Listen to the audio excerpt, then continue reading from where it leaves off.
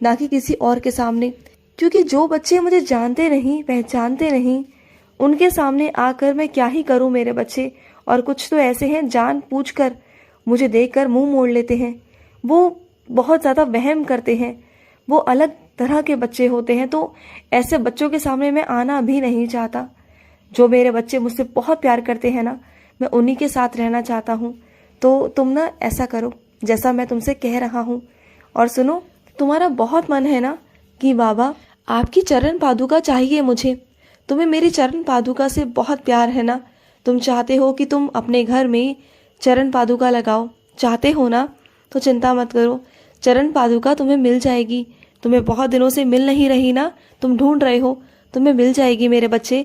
बिल्कुल चिंता मत करो, चरण पादुका चलकर तुम्हारे घर पर आएगी। ये समझ लेना कि तुम्हारे बाबा ही तुम्हारे लिए भेज रहे हैं।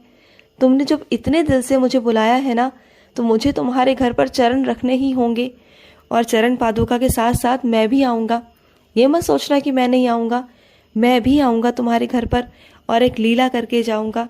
तुम्हें पता चल जाएगा कि तुम्हारे बाबा तुम्हारे घर पर आए थे। तुम देख लेना मेरे बच्चे।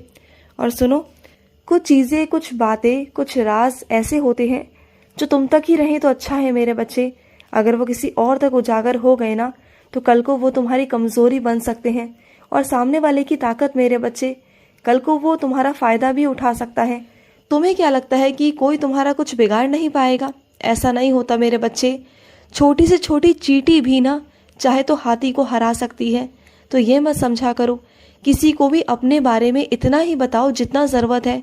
हर किसी को अपने बारे में ज़्यादा बताने की कोई ज़रूरत नहीं।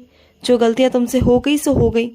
लेकिन आगे से ध्यान रखना कि कोई भी चीज़ें, कोई भी राज अपने ज़िंदगी के किसी के सामने मत कहना, किसी को मत बताना, अपने तक ही चीज़ें रखो, ठीक है। और सुनो, जो तुम्हारे दस्तावेज बिखरे पड़े हैं ना इधर से उधर, उन्हें पहले इकट्ठा करो और एक जगह पर रखो मेरे बच्चे। तुमने हर जगह पर वो बिखेर के रखे हुए हैं और तुम जानते हो कि वो कितने कीमती हैं।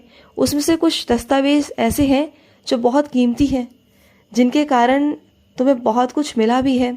और अगर वो खो गए ना, तो उस कारण वो छिन भी सकता है।